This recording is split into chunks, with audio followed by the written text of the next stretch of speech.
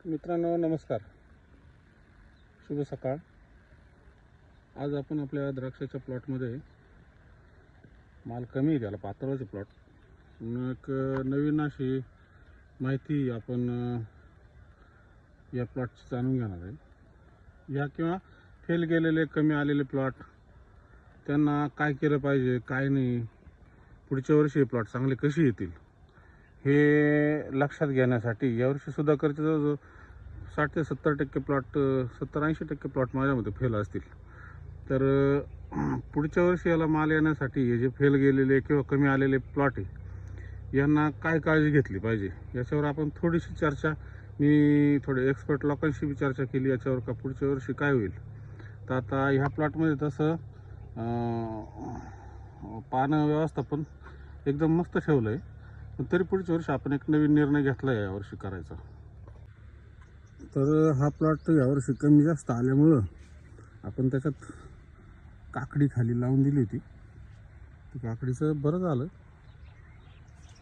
नाही त्यापेक्षा काही झाडं असे चांगले यावर्षी पेपर नाही लावले, काही झाडावर काहीच नाही, अशी एकंदरीत त्याची परिस्थिती आहे। पण काय होईल आता, कॅनपी पण फुल मॅच झाली त्याची।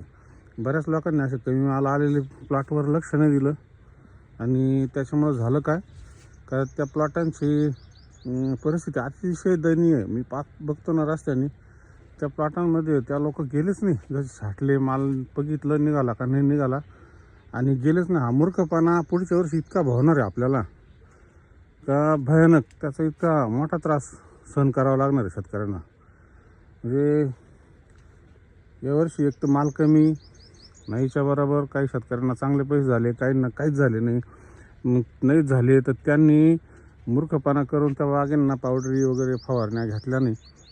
काही शेतकरी कमी माल होते त्यांनी फवारण्या घेतल्या। आता हे निघेल 50-60 क्विंटल माल आहे याच्यावर, बऱ्यापैकी चांगला माल झाला आहे। पण माझं तरी मत आहे का जे प्लॉट यावर्षी खूप कमी आले किंवा नाही आले त्या शेतकऱ्यांनी पुढच्या वर्षी म्हणजे आत्ता आर्म रिन्युएशन, म्हणजे ह्या ज्या 2 बेळ्यात काड्या धरून ज्यांनी लवकर आर्म रिन्युएशन केलं आहे ज्या शेतकऱ्यांनी, त्यांनी आत्ता म्हणजे मागच्या महिन्यात आत्ता ते केलं आहे। इथून समजा त्यांना काडी धरायची काही गरज नव्हती।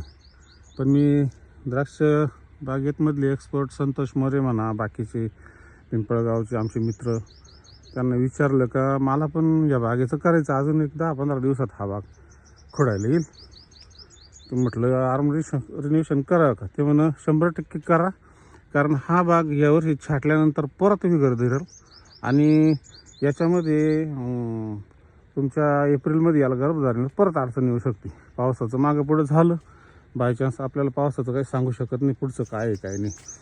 आता इतक्यात कोण म्हणतं आंब्याला मोर भालताय मग दुष्काळ पडल, हे सांगूच नका। काय होईल आणि कधी पाऊस येईल आणि कधी जाईल हे कोणीच सांगू शकत नाही। अंदाज आपल्याला बांधून काम करणं गरजेचं आहे। तर जे प्लॉट यावर्षी, आता मी तर या प्लॉटचं रिन्युएशन करूनच घेणार आहे। आता समजा ही काडी आहे, अजून एक काडी आहे, या काड्या धरून घ्यायच्या, इथून मोठ्या कात्रीनं कट करून घ्यायचं, त्याला उडसील लावून आणि 100% 1-2 काडी बांधून घ्यायची। नंतर जी काडी चांगली ती ठेवून त्याच्यावर काड्या धरून पुढच्या वर्षी नाही काय तर 70% तरी मालाला फरक 100% पडेल असं वाटतंय।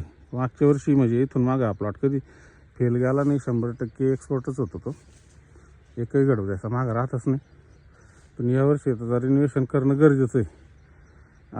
आता राहिला दुसऱ्या प्लॉटांचा विषय, ज्या प्लॉटांना सोडून दिले लोकांनी, काहीच नाही फवारण्याच केलं नाही, अशा प्लॉटांना 100% त्या लोकांनी या महिन्यातच, फेब्रुवारी महिन्यातच रिन्युएशन करून घेतलं पाहिजे। आर्म रिन्युएशन इथं वलांटे कट करून त्याला उडसील लावून आणि त्याला परत इथून फूट निघाली का पेपर वगैरे रॅप करून फूट निघाल्यानंतर ते वलांडा तयार करून असं इथं आणि त्या वलांड्याला काड्या धरून व्यवस्थित लक्ष दिलं तरच त्या प्लॉटांना पुढच्या वर्षी माल येणार आहे। कारण यावर्षी तुम्ही असा तमाशा करून ठेवला त्या प्लॉटाकडे लक्ष न देऊन। कालच आमच्या भाच्याकडं गेलो होतो पाड्याला, मी असं परिस्थिती बघितली, प्लॉट सोडून दिला. त्यानंतर त्यांनी त्याला फवारणीच केलेली नाही. अरे बाबा म्हणलं लवकर निर्णय घे, याचं रिन्युएशन करून घे आत्ताच.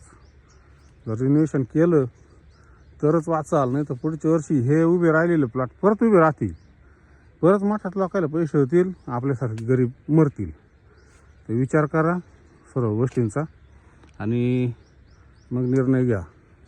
बरेच लोक आत्ताही गपची बसले, काय माहिती तोडून टाकतो हे करतो. अरे तोडून 2 वर्ष परत बॉम्बा मारीत येतो. त्याच्यापेक्षा आताच त्या प्लॉटचं काय ते क्लिअर करून वलांडे रिन्युएशन करून, हा काळ महत्त्वाचा काळ आहे. पटकन जे बाग खोडायला आले लवकर शुगर पेपरच्या वानगडीत न पडून खाली करून आणि अशा काड्या धरून घ्यायच्या आणि रिन्युएशन या अशा काड्या मस्त जाड काड्या धरून घ्यायच्या, इकडून वलांडा कट करायचा आणि मारून द्यायचं त्याला उडसील आणि करायचं पुढचं नियोजन चाललं लगेच बोध बीत फोडून मस्तपैकी. धन्यवाद मित्रांनो.